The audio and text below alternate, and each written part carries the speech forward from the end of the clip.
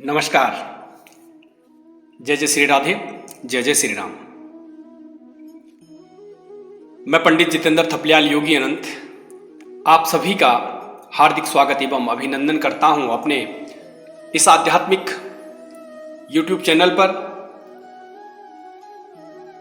कोशिश करता हूं कि ज्योतिष के सरल से सरल उपाय आप लोगों के समक्ष रख सकूं, ताकि हर व्यक्ति अपने आप से ही ज्योतिष के जो उपाय हैं उन्हें कर सके।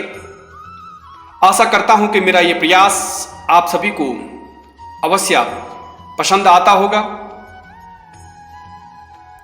एक विनती, एक आग्रह आप सभी से कि जो लोग पहली बार हमारे इस YouTube चैनल पर पधारे हैं, कृपया चैनल को सब्सक्राइब करें, और जो लोग पहले से हैं वीडियो को लाइक कर शेयर करें।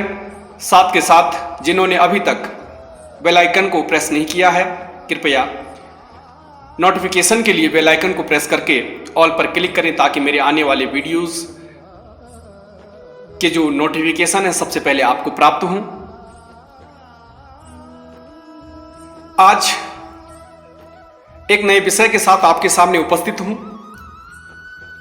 आज बात कर रहे हैं कुंडली के सबसे महत्वपूर्ण भाव, दसम भाव की। क्योंकि दसम भाव एक ऐसा स्थान है जो हमारे कार्य या हमारे जीवन के जो प्रगति है उसको निर्भर करवाता है।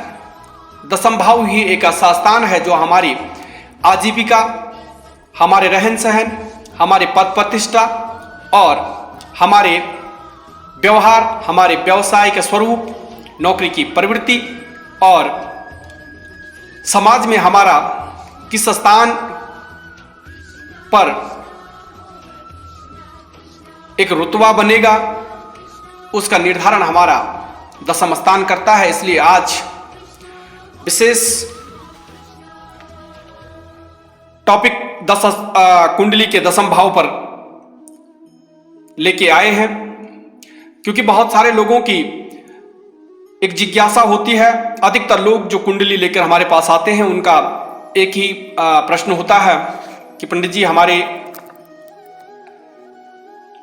जीवन की जो दशा और दिशा होगी वो किस दिशा में, नौकरी या व्यवसाय करेंगे तो किस दिशा में करेंगे, किस तरह की नौकरी होगी, नौकरी लगेंगे भी या नहीं लगेंगे, व्यवसाय करेंगे तो क्या व्यवसाय सफल होगा या नहीं होगा, और अगर व्यवसाय करते हैं तो किस तरह का व्यवसाय हमें करना चाहिए। कुछ लोग अपने बारे में पूछते हैं, कुछ बेटा बेटियों के बारे में अगर पूछते हैं, लेकिन महत्वपूर्ण यही लोगों का प्रश्न होता है जो दसम भाव से संबंधित होता है। वैदिक ज्योतिष में जन्म कुंडली के दसम स्थान को सर्वाधिक महत्वपूर्ण माना गया है, क्योंकि इस भाव से व्यक्ति की आजीविका, पद प्रतिष्ठा, व्यवसाय का स्वरूप, नौकरी की प्रवृत्ति आदि का पता लगाया जाता है। इसलिए सभी लोग इसको सबसे महत्वपूर्ण स्थान मानते हैं। दसम स्थान में जो ग्रह, जो अंक लिखा हुआ है, क्योंकि कुंडली के 12 भाव होते हैं, जो दसम भाव जो होता है उस दसम भाव में जो अंक लिखा हुआ है उसका जो स्वामी होता है उसे दशमेश कहा जाता है। और दशमेश के अनुसार, दशमेश जो ग्रह है उसके अनुसार अधिकतर व्यक्ति का कार्य तय होता है। जन्म कुंडली के दसम भाव को, दसम जो 10वां घर होता है उसे दसम भाव या 10th हाउस भी कहते हैं।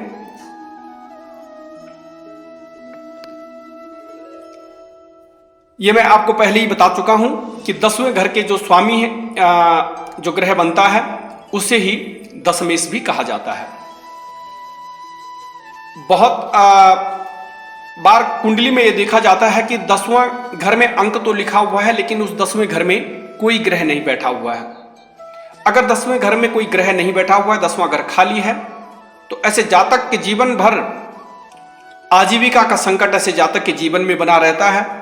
जातक जो भी कार्य करता है चाहे वो बिजनेस हो, जॉब हो, उसमें स्थायित्व नहीं रहता है। दशम स्थान खाली होने पर जातक को कार्य के साथ बार बार स्थान भी बदलना पड़ता है। वह एक स्थायी रूप से पद प्रतिष्ठा को प्राप्त नहीं कर पाता है। ऐसा जातक बार बार कर्ज लेने की नौबत ऐसे जातक के जीवन में आ जाती है और अमूमन ऐसा जातक अगर कर्ज लेता है तो बड़ी आसानी से ऐसा जातक कर्ज चुका नहीं पाता और कर्ज में डूबता जाता है। ऐसे जातक के जीवन में बार बार ऐसी स्थिति आती है जब उसे धन के लिए मोहताज होना पड़ता है।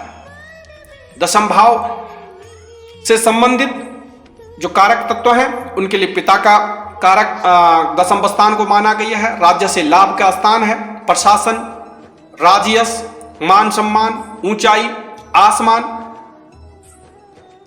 उन्नति, साम्राज्य, उच्च पद, घुटने, पिंडलियां और छाती के बाएं भाग का विचार दशम स्थान से किया जाता है।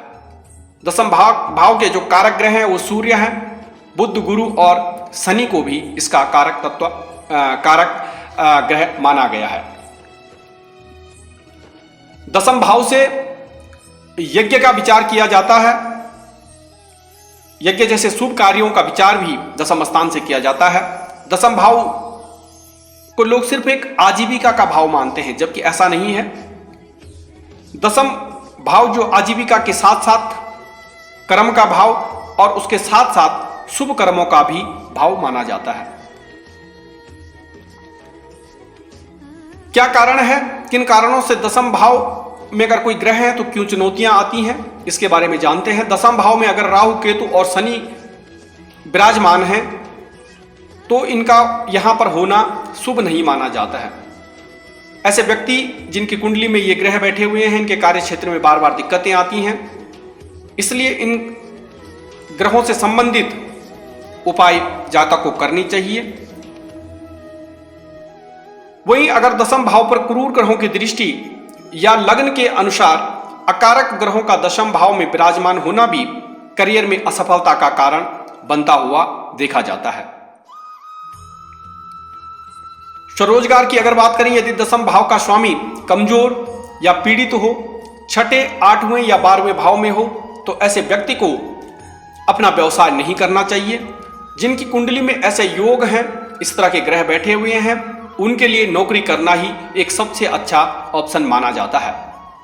दशम भाव का स्वामी यदि द्वादश भाव में विराजमान हो तो ऐसे व्यक्ति को अपने जन्म स्थान से बहुत दूर जाकर नौकरी करनी चाहिए, या ऐसे व्यक्ति विदेश में भी नौकरी के अवसर तलाश सकते हैं। यदि कुंडली में दशम भाव में दशमेश एवं बुध का संबंध बन रहा हो, ध्यान दें, दशम भाव में दशमेश और बुध का संबंध अगर बन रहा हो और एकादश भाव भी अच्छी स्थिति में हो, या सप्तम भाव एवं सप्तमेश की भी स्थिति अच्छी हो, तो ऐसे व्यक्ति बहुत सफल बिजनेसमैन बनते हैं। बहुत से लोगों का प्रश्न होता है कि हम कौन सा रोजगार करें। इसके लिए ज्योतिष में बहुत से सूत्र दिए हुए हैं, या नवांश कुंडली देखने के लिए भी बोला जाता है कि नवांश कुंडली के आधार पर भी रोजगार और व्यवसाय के लिए निकाला जाता है। फिर भी यहाँ पर मैं बड़ी सरलता के साथ आपको बता दूं कि यदि दशम भाव, एकादश भाव, लगन या द्वितीय भाव में जो ग्रह अच्छी स्थिति में विराजमान रहते हैं, या जिन ग्रहों की दृष्टि इन भावों पर होती है, उनसे संबंधित रोजगार आप कर सकते हैं। इनसे संबंधित रोजगार करने में पूर्णतः सफलता प्राप्त होते हुए हमने देखी है। ये मैं अपने अनुभव के आधार पर कह सकता हूं। दशम भाव में यदि अच्छी स्थिति में सूर्य या गुरु विराजमान हो या पीड़ित ना हो और शिक्षा अच्छी हो, तो ऐसे व्यक्ति उच्च पद को प्राप्त करते हैं एवं समाज में मान, सम्मान, प्रतिष्ठा ऐसे व्यक्ति की बहुत अच्छी रहती है।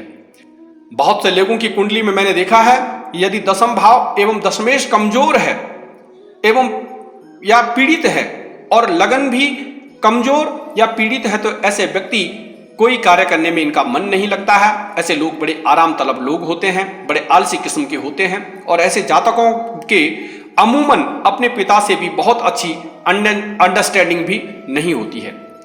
क्या करें अगर दशम स्थान खाली हो? तो दशम स्थान अगर खाली होने पर सबसे पहले जातक को सूर्यदेव की आराधना करनी चाहिए, सूर्यदेव को अर्घ्य देना चाहिए। इसके लिए प्रतिदिन सूर्योदय के समय सामान्य जल में साबुत लाल मिर्च के 7 बीज मिला करके सूर्य भगवान को अर्घ्य देना चाहिए।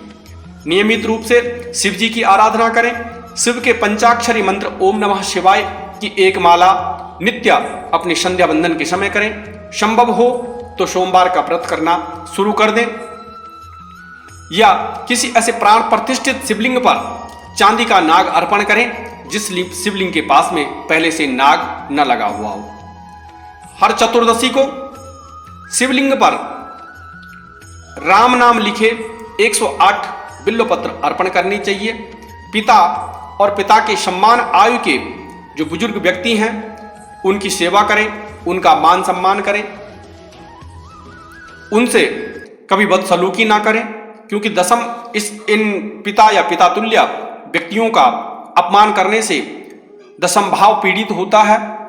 और ऐसे व्यक्ति अगर मान लो बहुत अच्छी शिक्षा प्राप्त भी हैं, बहुत अच्छा प्रयास भी करते हैं, तभी भी ऐसे व्यक्तियों को बड़ी सरलता के साथ सफलता प्राप्त नहीं होती है। ये कुछ सरल उपाय और कुछ सरलता के साथ मैंने आपको बताने की कोशिश की है। हालांकि हर कुंडली का एक अपना अलग विश्लेषण होता है। दशम भाव में कौन सा ग्रह बैठा हुआ है, कौन सा अंक वहां पर लिखा हुआ है, दशमेश कौन सा है, दशम भाव में कौन सा ग्रह बैठा हुआ है, किस ग्रह के साथ युक्ति हो रही है, किस ग्रह के साथ प्रतियुक्ति हो रही है, कौन से ग्रह दृष्टि दशम भाव पर डाल रहे हैं, ये कुंडली के विश्लेषण के आधार पर ही स्पष्ट रूप से कहा जा सकता है। ये किसी व्यक्तिगत कोई अपनी कुंडली पर मोटा मोटे तौर पर जो मैंने अभी बात बताई है, इनके साथ आप अपनी कुंडली को देखकर मोटे मोटे तौर पर उपाय कर सकते हैं, लेकिन विशेष और विस्तृत फल प्राप्ति करने के लिए बिना कुंडली दिखाए, बिना किसी ज्योतिष के सलाह के आप इसे अंतिम निर्णय पर न पहुंचे कि यही दशम स्थान को मजबूत करने के लिए किया जा सकता है। अगर आप अपनी कुंडली दिखाना चाहते हैं तो डिस्क्रिप्शन बॉक्स में हमने अपना मोबाइल और व्हाट्सएप नंबर दे रखा है। आप उस व्हाट्सएप नंबर पर अपनी डिटेल्स भेजकर, जन्म तिथि और जन्म समय भेजकर, जन्म स्थान भेजकर हमसे संपर्क कर सकते हैं। आज के लिए इतना ही। मुझे दीजिए इजाजत। जय जय श्री राधे, जय जय श्री श्याम।